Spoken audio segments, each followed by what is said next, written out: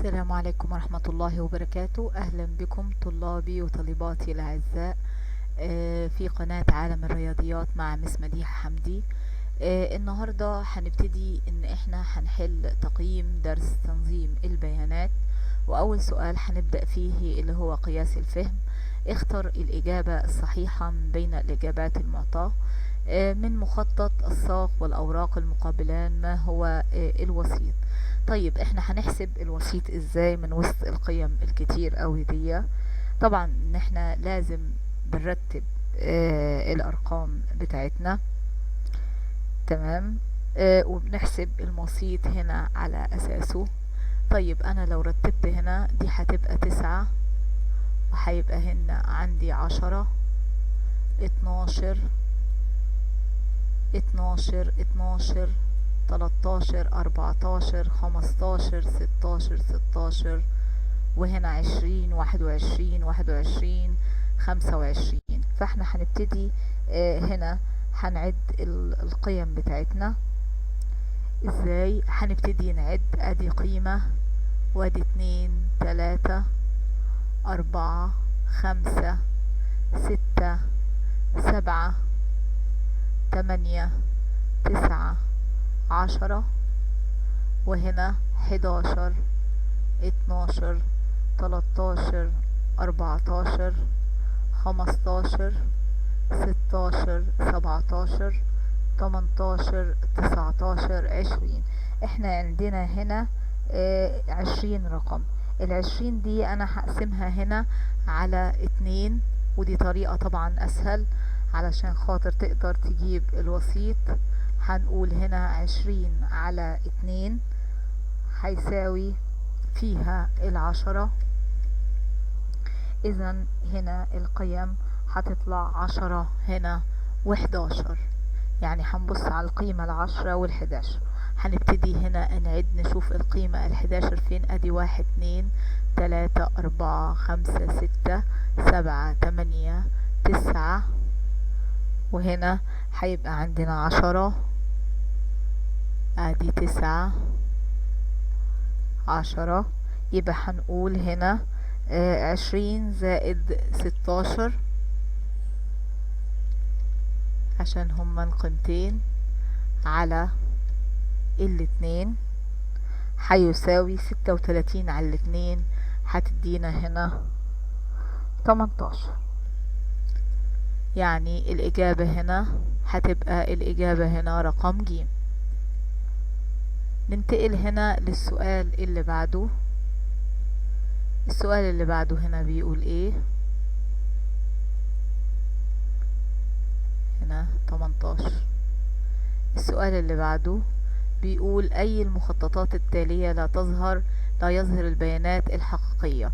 طبعا احنا خدنا اما جينا شرحنا في الشرح ان اللي مش بيظهر البيانات الحقيقية اللي هو المدرج التكراري، لكن التمثيل بالأعمدة ده بيمثل طبعا او بيظهر البيانات الحقيقية، والتمثيل بالنقاط وهكذا الساق والأوراق. يبقى الإجابة هتبقى عندي هنا المدرج التكراري.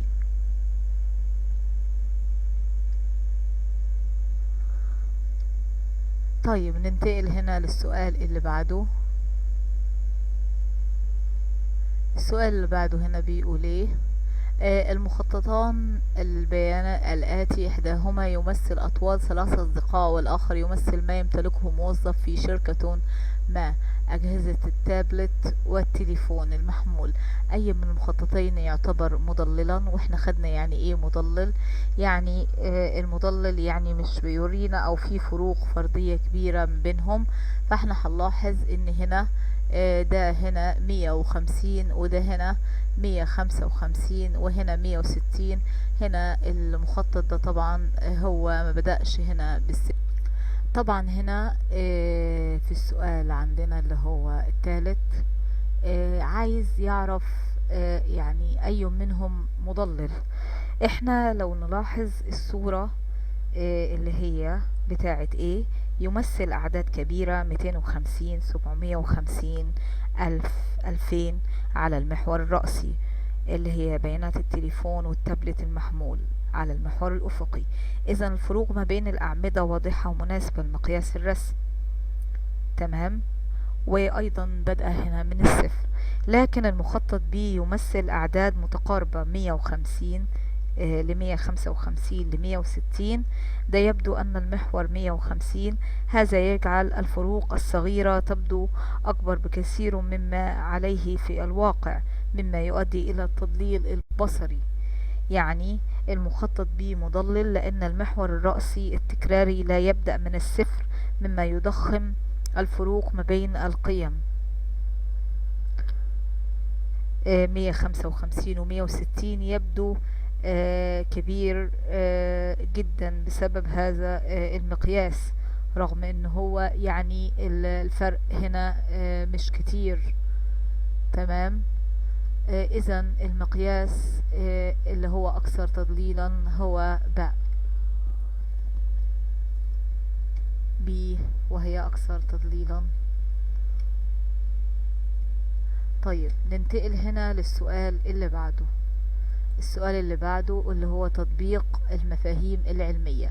تمثيل البيانات الآتية عدد ألعاب الأطفال التي باعها إحدى المتاجر خلال 30 يوم. مثل هذا بمخطط الساق والأوراق. طبعا مخطط الساق والأوراق لازم نكون ان احنا منظمين البيانات بتاعتنا أو الأرقام بتاعتنا. هنمثل هنا الساق والأوراق. هناخد مثلا القيم اللي هي مثلا أحد عشراتها 1، زي عندنا هنا 13، عندنا هنا 13، وعندنا هنا 12، وعندنا هنا أيضا 15، 14، 18. ونبتدي نضع القيم بتاعتنا. في قيم طبعا تحتوي على أحاد وعشرات، وفي قيم أحاد فقط. فأنا هحط الأرقام الأحاد فقط في البداية، اللي هي 9 و7 و8. فهنا هنحط طبعا اللي هو الساق. هنا هنحط 0، اللي هي يعني 7 و8 و9، عشان القيم طبعا دي مفيهاش عشرات. اللي عشراتها 1، اللي هي 2 و3 و3 و4 و5، وعندنا 6،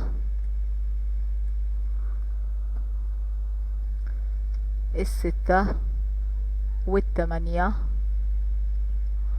تمام. نطلع بس للسؤال فوق عشان ما تلخبطش معانا الامور. نطلع لسؤالنا. ايوه وصلنا اهو. ليه؟ طيب بالنسبة للقيم اللي هي فيها عشرينات، اللي هي مثلا زي 27، هنا 27، 26، 29. تمام. 28 و29. هنبتدي نرص القيم بتاعتنا. هنا 2، وهنا هنكتب 5، 6، 7، 8، 9. هنبتدي بعد كده نكتب اللي هي السقام بتاعته 3، هتبقى هنا 2، 2، 2، 3، 3، 4، 6، 6، 7، 8، 6، 7، 8. طيب هنبتدي نمسك اللي هي ساق 4. هنقول هنا اللي ساقه هنا 4، تبقى 1، 4، 5، 6، 8. انا كده مثلت القيم بتاعتي اللي هو الساق هنا والاوراق. هنبتدي ان احنا هو هنشوف طالب مني ايه بالظبط. يعني بعد ما انا اجيب الساق والاوراق هو طالب مني ايه؟ طالب مني هنا في المثال قايل مثل هذا بمخطط الساق والاوراق ثم اوجد كل من الوسيط والمنوال. طبعا عشان خاطر يعني المنوال هو دي القيمة الاكثر تكرارا، تمام، ودي احنا عارفينها. لكن احنا عايزين هنا الوسيط ازاي بنوجده وسط العلامات دي كلها. احنا قلنا ان احنا بنعد وبنشوف كام الرقم وبنقسمه على 2 عشان يبقى بالنسبة لنا هنا العملية سهلة ونقدر نطلع هنا الوسيط. فهنا هنبتدي ان احنا نعد القيم اللي عندنا. هنعد هنا ادي 1 ادي 2 3 4 5 6 7 8 9 10 11 12 13 14 15 16 17 18 19 20 21 22 23 24 25 26 27 28 29. هنا عندي 29 هنا القيمة. لو انا هنا ابتديت ان انا طيب هنا لو قلنا هنقول 29 على 2 طبعا هيطلع فيها 14.5. طيب احنا قلنا ان احنا بنعد القيمة لغاية ما بنوصل للقيمة المطلوبة، تمام. يعني هنا هنعد طبعا ادي 1 2 3 4 5 6 7 8 9 10 11 12 13 14. يعني احنا هنا وصلنا هنا لل28. فال28 دي تمام هتبقى 28 و29. فهنقول هنا 28 زائد 29 طبعا على 2 لان هما 2 هنا كده وسيط، لان لو عدينا اللي قبلها واللي بعدها هيطلعوا 2. يبقى القيمة هنا هتبقى فيها 28.5. هننتقل هنا للسؤال اللي بعده. هنا بيقول مثل الجدول الآتي بالمدرج التكراري، وعامل هنا الفترة هنا أقل من 1 8 أقل من 11 12 أقل من 21. فهنبتدي هنا نرسم الجدول بتاعنا على البورد. ماشي، نبتدي نرسم الجدول هنا على البورد. هنا احنا رسمنا عندنا المدرج وهنبتدي نمثل عليه البيانات. طبعا تحت بنحط اللي هي القيم بتاعة الفترات، والمحور الرأسي بنحط عليه التكرار. فانا هبتدي هنا من 1 إلى 11. هنقول هنا 8. وهندرج هنا 4. هنمشي هنا هنبتدي ب2 4، تمام. فانا هنا ابتدأت ب4 8 10 12. مفروض هنا في خطأ، هنا هنقول نحط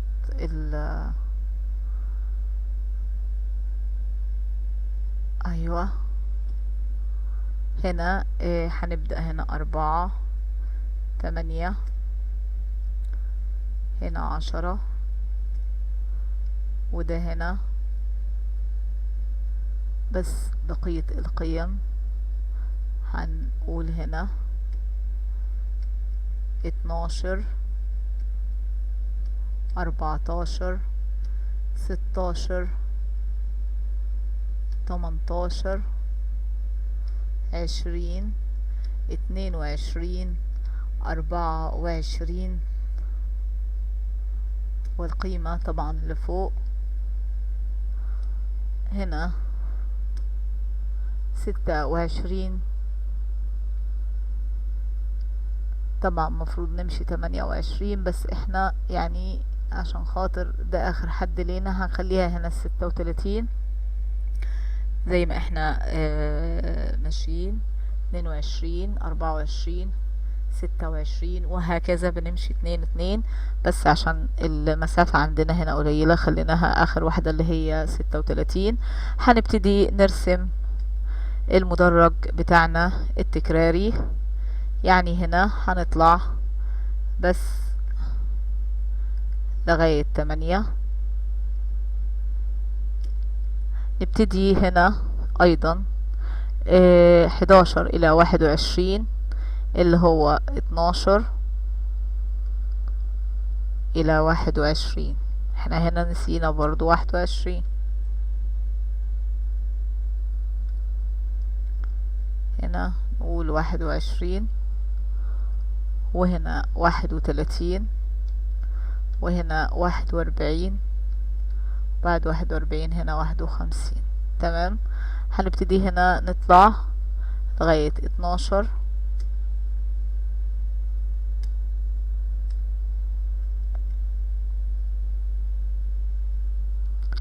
لغاية 12. تمام.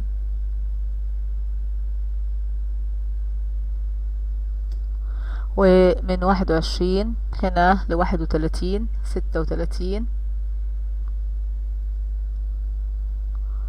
هنطلع هنا القيمة أعلى قيمة.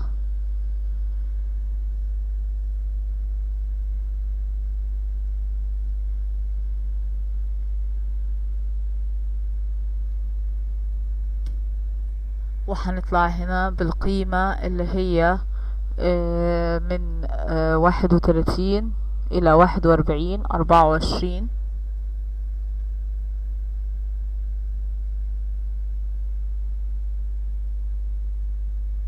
وطبعا آخر قيمة بينا اللي هي من 41 ل51. هنطلع هنا 20 يعني عند 20 كده وهنبتدي نقف. نطلع تاني بس عشان احنا لازم نقف هنا عند 20. نكمل ان القيمة لازم تطلع عند 20. انا كده مثلت الجدول التكراري بتاعي. وطبعا زي ما انتم ملاحظين لازم يكون هنا لاسف في بعض غير الجدول بالاعمدة. تمام. هو كان عايز هنا بس السؤال رقم 6 بيقول فيما يلي الطول بالسنتيمترات 32 طالب. كون جدول تكراري ذي مجموعات مستخدما الفترات من 130 إلى 135 ثم مثله بالمدرج التكراري. فاحنا هنعمل هنا جدول معين. احنا ممكن هنا نخلي الرسمة بس نبتدي نغير فيها الأرقام طبعا بتاعتنا. فطبعا أنا عملت عندنا الجدول بان انا هشوف هنا من اول هنا 130 متكررة عندي كم مرة. ادي 130 عندنا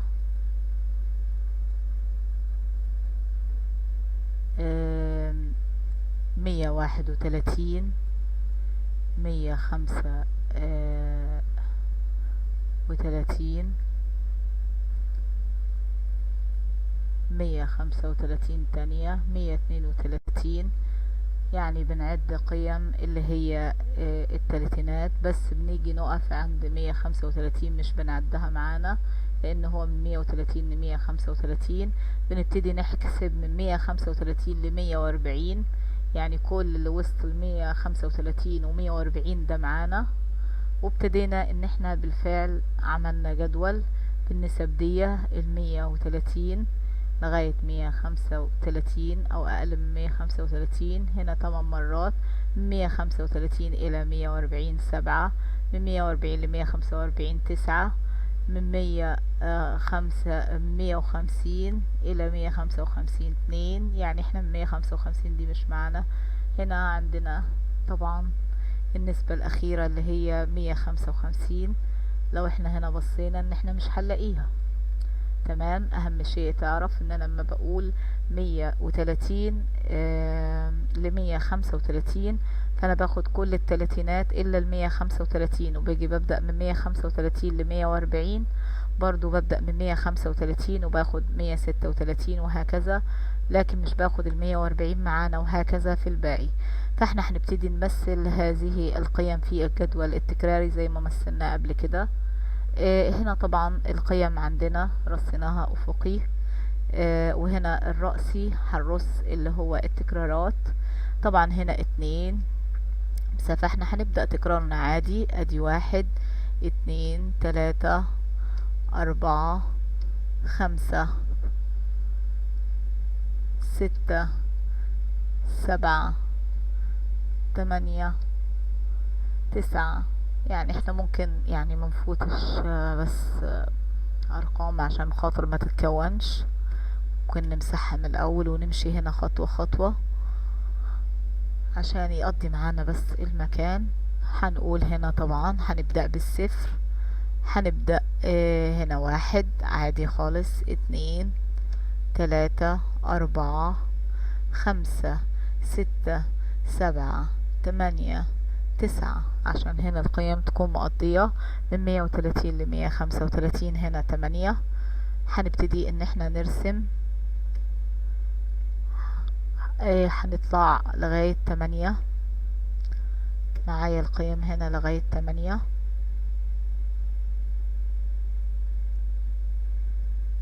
ايوه كده لغاية 8. تمام. هنبتدي هنا هنقول قيم 135 ل140. هنا 7. هنبتدي نطلع بالقيم ايضا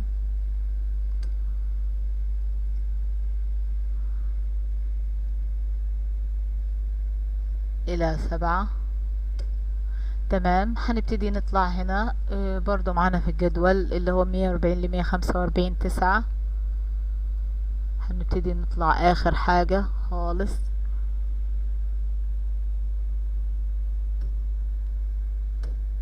بعد كده من 145 ل150 5.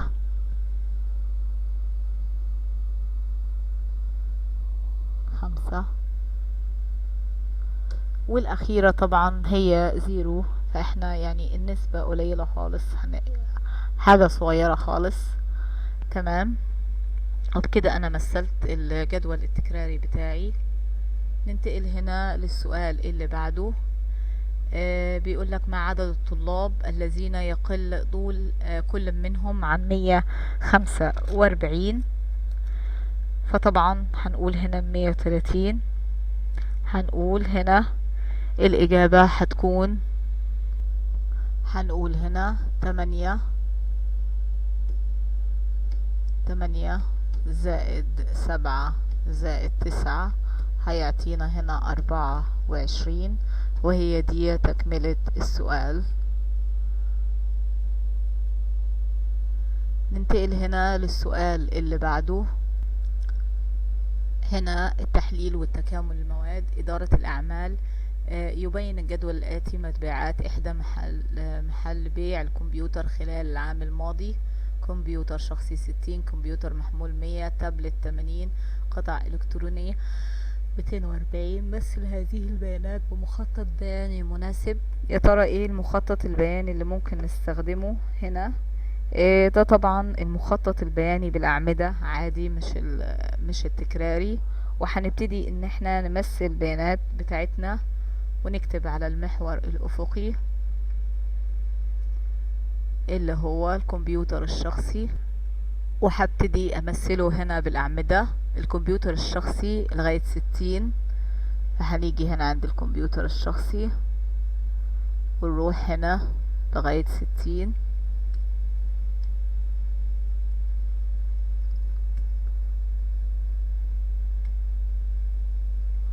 تمام.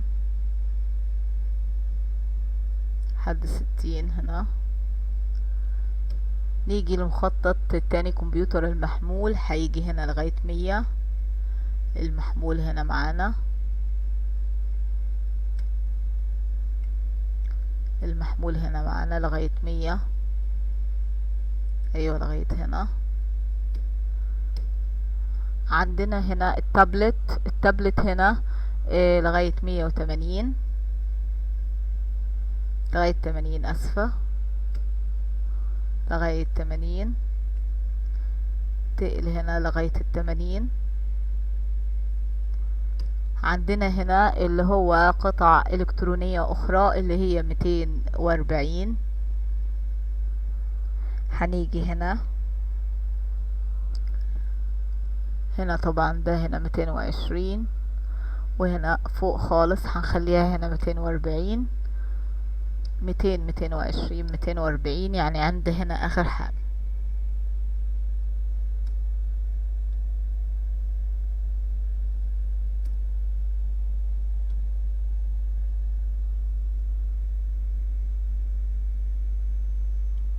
وبكده يبقى انا مثلت المخطط البياني المناسب ليه اللي هو بالاعمدة. هنيجي للي بعده اللي هو يبين الجدول الآتي مدخرات طلاب الصف الأول الإعدادي بإحدى المدارس. فطبعا هنا كاتب لي فترات، فهنا هو عايز جدول تكراري. احنا مجرد بس ان احنا هنمسح البيانات من هنا، وهنبتدي برضو نمثل على نفس المخطط اللي عندنا بس مع تغيير الأرقام طبعا والفترات. تمام. هنبتدي ان احنا نقول هنا بيبدأ هنا عندنا هنا من 1، وهنا 101، وهنا 201، وهنا 301، 301، وهنا 401، وهنا 501. بنبتدي ان احنا نمثل البيانات بتاعتنا. هنبتدي هنا اللي هو 1 إلى 101 هيبقى 6.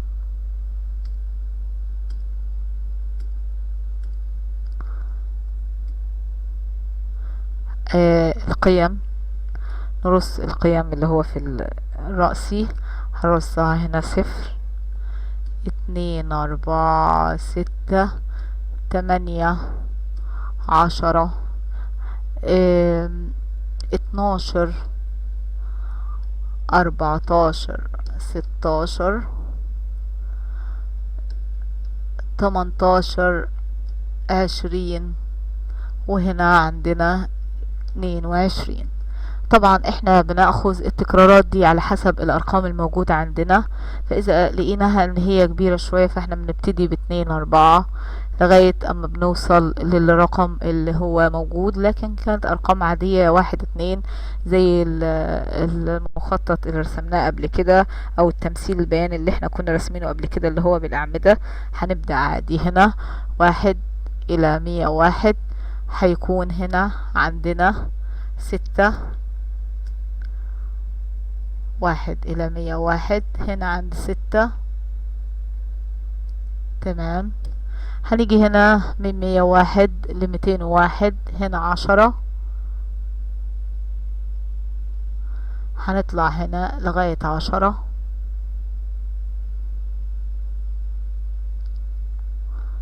هنطلع هنا كمان من 201 ل301 هنا 18. هنطلع هنا لغاية 18.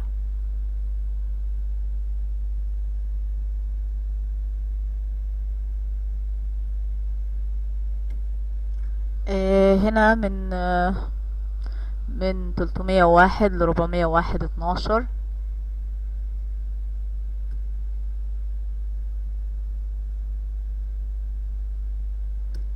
وهنا عندنا من 401 إلى 501 8.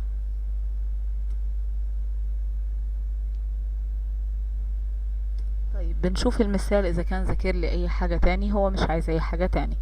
التفكير الإبداعي آخر هنا المسألة اللي معانا دي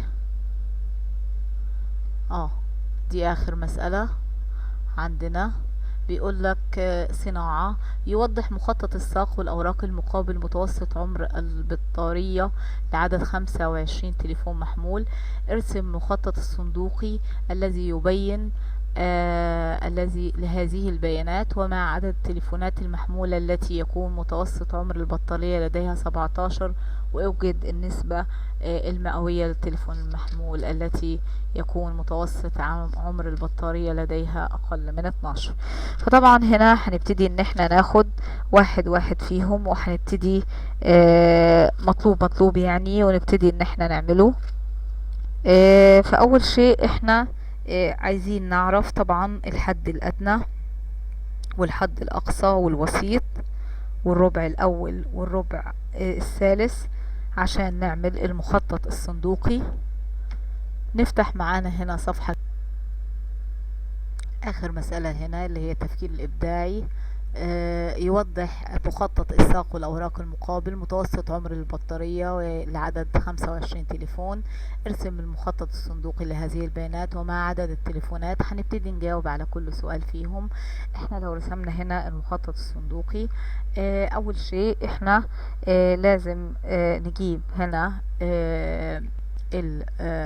الوسيط طبعا بتاع هذه القيم. فاحنا الوسيط بنجيبه بطريقة مبسطة جدا، بان احنا هنعمل هنا هنعد كل القيم. عدينا طلعت القيم عندنا اما عدناها طلعت عندنا 25 قيمة. فاحنا هنقول هنا 25 زائد 1 على 2 بيطلع هنا 13. يعني من الوسيط هو الرقم 13. هنعد كده رقم 13. ادي 1 2 3 4 5 6 7 8 9 10 11 12 13. يعني هنا عند القيمة هي 7 و1 هيبقى هنا الوسيط عندنا 17. طيب احنا عايزين كمان نجيب الربع الأول والربع الثاني، ونحسب هنا القيم بتاعتهم. فهنا هنبدأ عند هنا 17.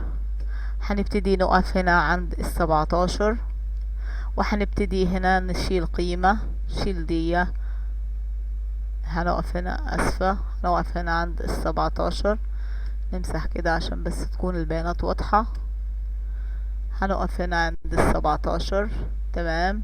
هنبتدي ان احنا هنشيل هنا قيمة مع قيمة، والتسعة هنا 5.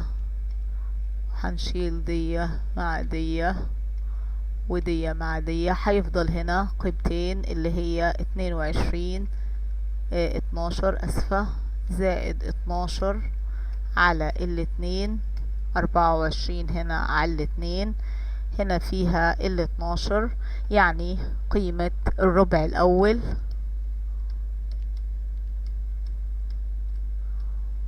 يساوي 12.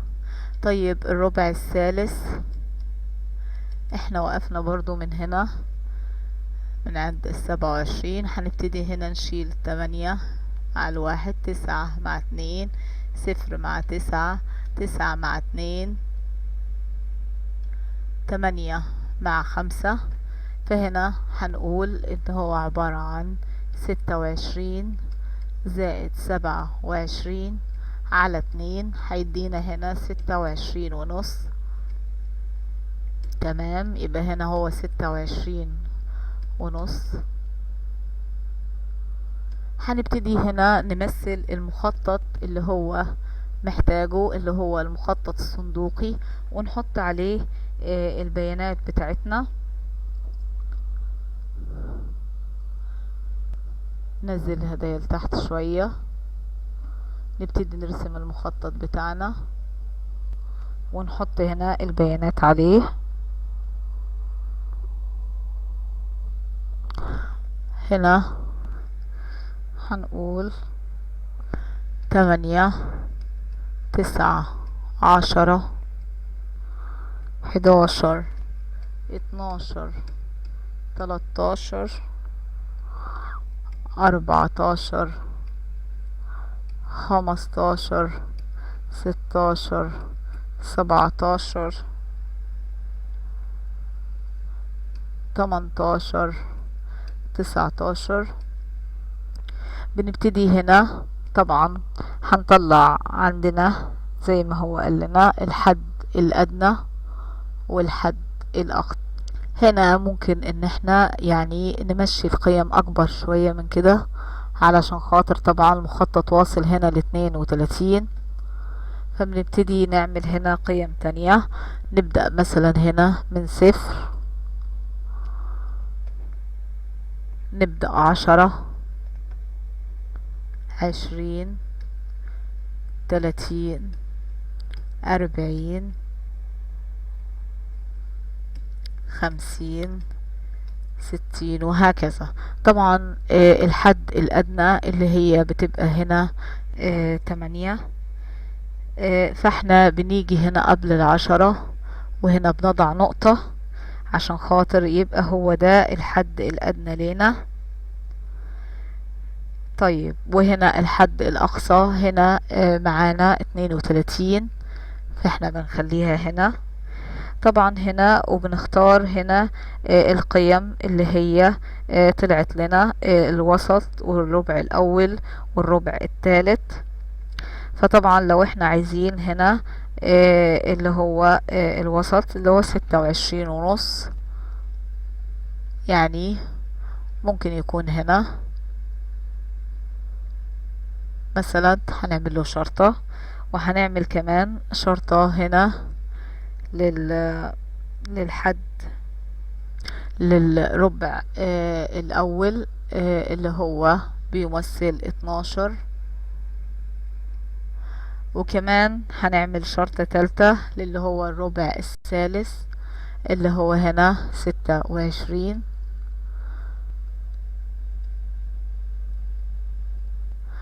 طيب هنا دي نقطة بس، يعني أحسن نعمله كده بالمسطرة عشان يبقى واضح عندنا. دي هنا نقطة بس. تمام. هنبتدي نعمل اللي هو الربع الأول. الربع الأول اللي هو عندنا 12، هنيجي هنا نعمل هنا كده اهو 12 عشان نرسم المخطط الصندوقي بتاعنا. طيب وهنا الربع الثالث اللي هو 26 ونصف.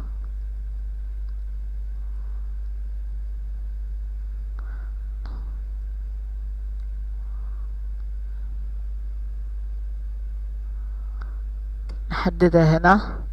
طيب معانا كمان ان احنا بنجيب هنا الوسيط اللي هو هيبقى هنا 17،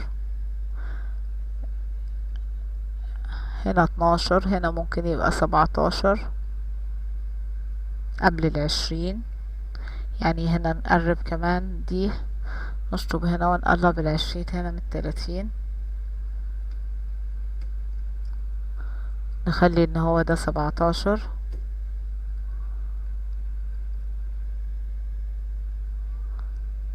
تمام.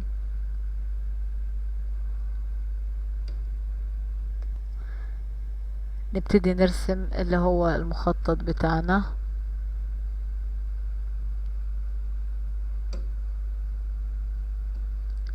تمام. والنقطة دي اللي هو الحد الأدنى،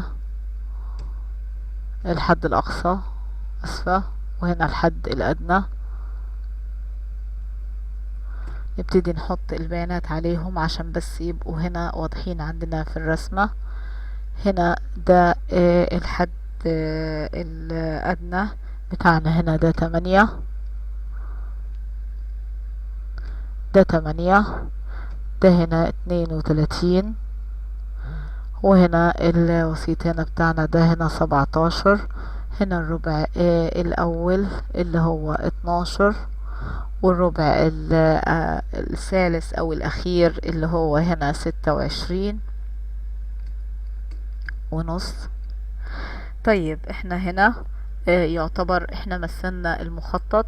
طبعا ممكن نمثله بطريقة مختلفة، ممكن نمثله كده بالطريقة دي عادي من غير ما نضع المخطط ده، وبنضع هنا الحد الأدنى وهنا الوسيط.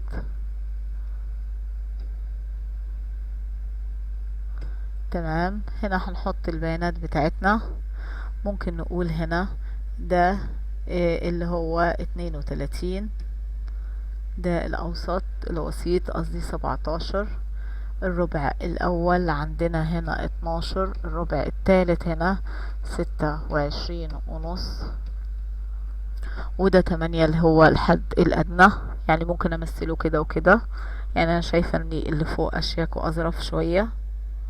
هنبتدي بعد كده نجيب القيم اللي احنا عايزينها التانية أو المطلوبة يعني في البيانات.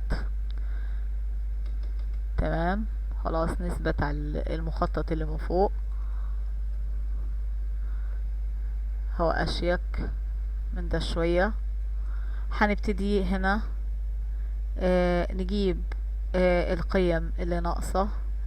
طيب هنا بيقول مع عدد التليفونات المحمولة التي يكون متوسط عمر البطارية لديها أكثر من 17، يعني اللي أكتر من 17. هنبتدي نعد القيم الموجودة عندنا.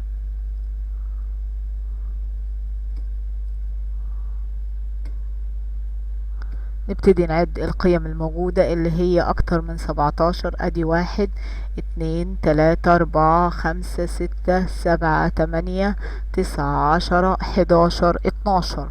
يبقى هنا عبارة عن 12 محمول. طيب أوجد النسبة المئوية للتليفونات المحمولة التي يكون متوسط عمر البطارية لديها أقل من 12. يعني الأقل من 12 أدي عندنا، يعني هنا دي بقى ده هنا 10 11 وهنا 11، يبقى اللي أقل من 12 أدي 1 2 3 4 5. بس هو هنا مش عايز العدد بس عايز النسبة، فبنقول هنا 5 في 5 على